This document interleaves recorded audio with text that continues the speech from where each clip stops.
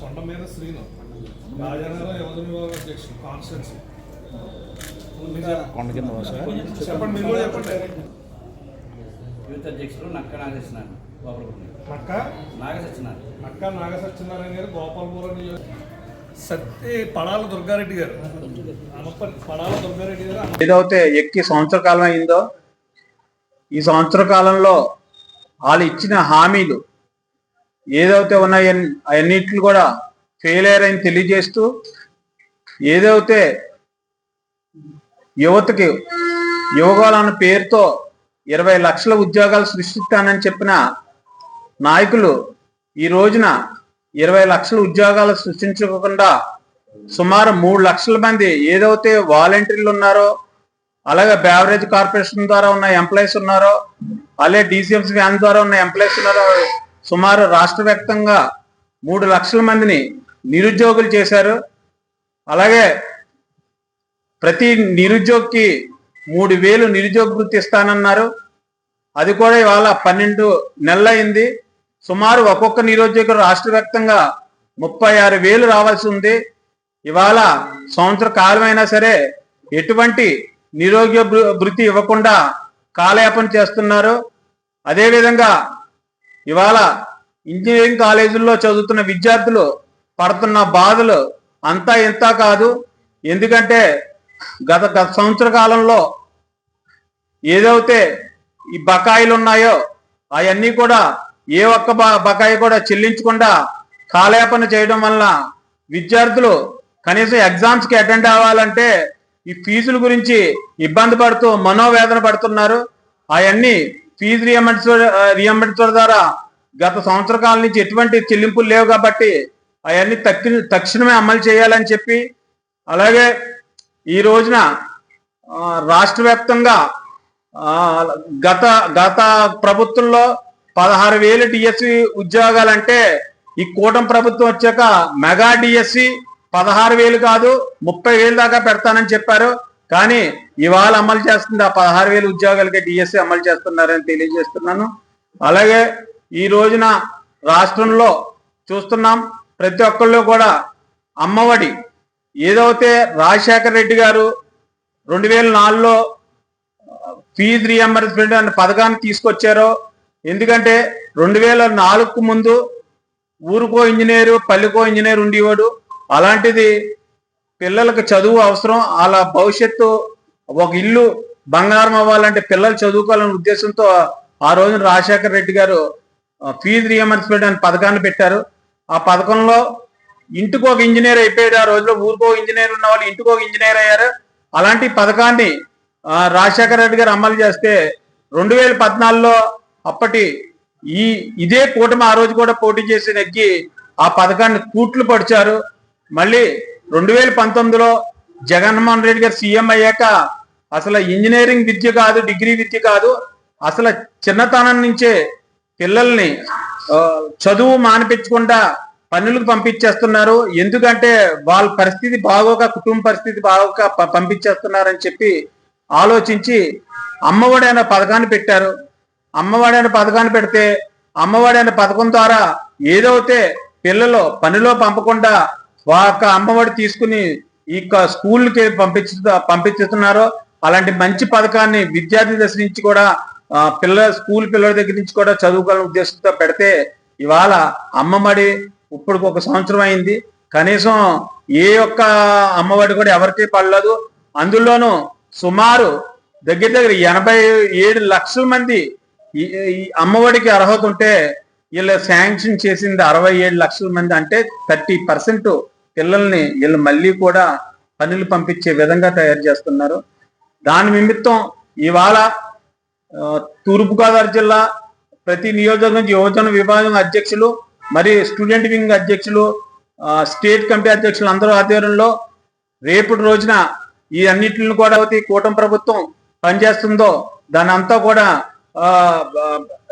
తెలియజేస్తూ రేపొద్దున కలెక్టరేట్ కి వినతి పత్రం ఇస్తూ జరుగుతుంది అంటూ సెలవు తీసుకుంటున్నాం. అంటే అదిగా రేపు ఉదయం 10 గంటల నుంచి మన రూరల్ ఉన్న మన వేణుగారి ఆఫీస్ కాడి నుంచి కలెక్టరేట్ కి 10 గంటలకి అందరూ వస్తే అక్కడి నుంచి మనం అందరం కూడా ప్రతి నియోజకవర్గం 7 నియోజకవర్గం గ్యాదర్ అయ్యి అక్కడి నుంచి మన కలెక్టరేట్కి వెళ్ళి వినతి పత్రం ఇస్తాం జరుగుతుంది.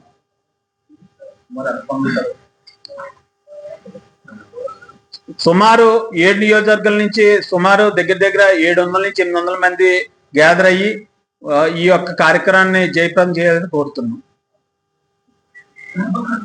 వినతి పత్రం ఈ రోజున రాజమండ్రి హెడ్ క్వార్టర్, నా పేరు Muchchagarla Ravi, youth joint secretary state. ఈ రోజున తూర్పుగోదావరి జిల్లా రాజమహేంద్రవరంలో ఈ యొక్క ప్రెస్ మీట్ పెట్టడానికి గల ముఖ్య కారణం ఏంటంటే, కూటమి ప్రభుత్వం ఏర్పడి సంవత్సర కాలం పూర్తి చేసుకొని 2వ సంవత్సరంలో అడుగుపెట్టి అబద్ధపు హామీలను ప్రజలకి చెప్పి మోసం చేసి ఈ రోజున అధికారం చేపట్టారు. ఈ అధికారం చేపట్టిన తర్వాతన ఎన్నో హామీలను అమలు చేస్తామని చెప్పి ఈ హామీలన్నీ కూడా తూట్లు పొడిచి ప్రజలను మోసం చేశారని చెప్పి మీ అందరికీ కూడా పత్రికా సోదరులందరికీ, ప్రింట్ అండ్ ఎలక్ట్రానిక్ మీడియాకి అందరికీ తెలియజేస్తా ఉన్నాను. ఈరోజు కూటమి ప్రభుత్వం చేస్తున్న అరాచకాలు అంతా కూడా ప్రజలంతా కూడా, రాష్ట్ర ప్రజలంతా కూడా గమనిస్తా ఉన్నారు.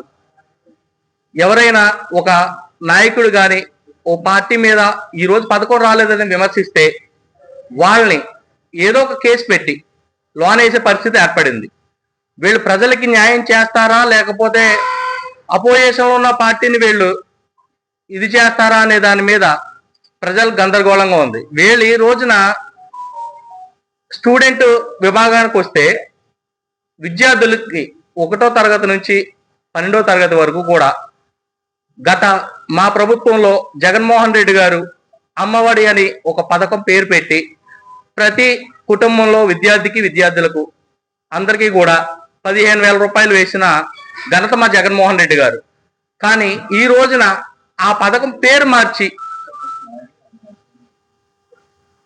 15,000 రూపాయలు వేస్తామని చెప్పి ఎంతమంది పిల్లలు ఉంటే అంతమందికి నీకు 15,000, నీకు 15,000, నీకు 15,000 అని చెప్పి ఈ రోజున ఎవరికి కూడా ఎటువంటి ఒక్క రూపాయి కూడా వేసిన పరిస్థితి లేదు.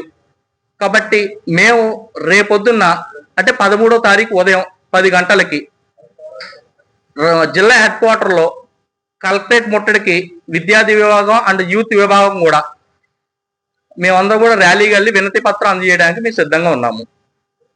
ఈ యొక్క ప్రభుత్వం చేస్తున్న అరాచకాల మీద రేపన్న రోజున మా యొక్క పార్టీ ఆదేశాల మేరకు ఇంకొక ధర్నా కూడా చేయడానికి మేము సిద్ధంగా ఉన్నాం.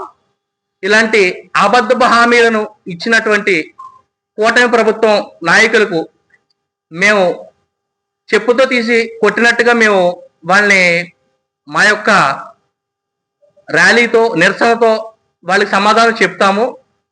ప్రజలకి న్యాయం చేసే వరకు కూడా వైఎస్ఆర్ కాంగ్రెస్ పార్టీ ప్రజలకి అండగా ఉంటుందని చెప్పి మీ అందరికి తెలియజేసి సెలవు తీసుకుంటున్నాను. సంయుక్త కార్యదర్శి, ముందుగా మీడియా మిత్రులందరికీ ఇక్కడ విచ్చేసినటువంటి పత్రికా విలేకరులకు నా హృదయపూర్వకమైనటువంటి నమస్కారాలు తెలియజేసుకుంటూ, మరి ఈరోజు ఈ ప్రెస్ మీట్ పెట్టడానికి గల ముఖ్య ఉద్దేశం ఏంటంటే, కూటమి ప్రభుత్వం ప్రజలకు భారీ స్థాయిలో హామీలను ఇచ్చి ఈరోజు ప్రజలను మోసం చేస్తున్నటువంటి పరిస్థితి ఈరోజు ప్రజలందరూ చూస్తా ఉన్నాం. మరి గత ఎన్నికల ముందు 2014 ముందు ప్రజలకు ఇదే రకమైన హామీలను ఇచ్చి 2014 అధికారంలోకి వచ్చి 14 తర్వాత కూడా ప్రజలను మోసం చేసినటువంటి పరిస్థితులే మనందరం చూడడం జరిగింది. మరి అదే విధిగా ఇక 2019 ఎన్నికలకు ముందు జగన్మోహన్ గారు ఇచ్చినటువంటి హామీలను మరి ఆయన పూర్తి స్థాయిలో దాదాపు ఇచ్చిన మాటను వెనక్కి తీసుకోకుండా 98% హామీలను పూర్తి చేసి మరి చరిత్రలో నిలిచిపోయేటటువంటి ముఖ్యమంత్రిగా ఆ రోజు జగన్మోహన్ రెడ్డి గారు పనిచేయడం జరిగింది. మరి ఈ రోజు అదే దొంగ హామీలతో ప్రజలను మోసం చేసి 2024లో ప్రజలను మీ మాట నమ్మి ఓటేయడం జరిగింది. సరే, మిమ్మల్ని ప్రజలు ఎన్నుకున్నారు, కానీ మీరు చేసిన కార్యక్రమం ఏంటంటే 2014 తర్వాత ఏదైతే ప్రజలను మోసం చేశారో మళ్ళీ అదే విధిగా ఈరోజు ప్రజలను మోసం చేసే దిశగానే మీ ప్రభుత్వం పనిచేస్తూ ఉంది. ఇది అందరు ప్రజలకి చూస్తా ఉన్నారు. ఖచ్చితంగా మరి ఈరోజు నిరుద్యోగ భృతి కింద ప్రతి మనిషికి ఉద్యోగం లేని మనిషికి 3,000 రూపాయలు చెల్లిస్తానని చెప్పి ఈరోజు ఒక్క రూపాయి కూడా ఈ రోజుకి కూడా రాని పరిస్థితి ఉంది. అలాగే విద్యార్థులకు సంబంధించినటువంటి ఫీజు రియంబర్స్మెంట్ బకాయిలు చెల్లిస్తానని చెప్పి మీరు అందరూ హామీలుగా భాగంగా చెప్పడం జరిగింది. కానీ మీరు వీటిలో దేన్ని కూడా పూర్తి స్థాయిలో నెరవేర్చలేదు. కాబట్టి ఈ రోజు మేమంతా వైఎస్ఆర్ కాంగ్రెస్ పార్టీ ప్రజల తరఫున నిలుస్తూ ఖచ్చితంగా రేపు జూన్ 13వ తారీఖున శుక్రవారం నాడు మేము మా యొక్క జిల్లా కలెక్టర్ ఆఫీస్ వద్దకు భారీ ర్యాలీగా తరలి వెళ్ళి విద్యార్థులు యూత్ అందరూ కూడా తరలి వెళ్ళి మీరు చేస్తున్నటువంటి ఈ తప్పుడు కార్యక్రమాల మీద, మీరు దొంగ హామీల మీద మేము ప్రభుత్వానికి నిరసన తెలియదలుచుకున్నాం. దీనికి ప్రతి ఒక్కరూ కూడా విచ్చేసి, ప్రతి ఒక్క యూత్ స్టూడెంట్స్ అందరూ కూడా విచ్చేసి ఈ కార్యక్రమాన్ని విజయవంతం చేయాలని కోరుకుంటూ సెలవు తీసుకుంటా ఉన్నాం.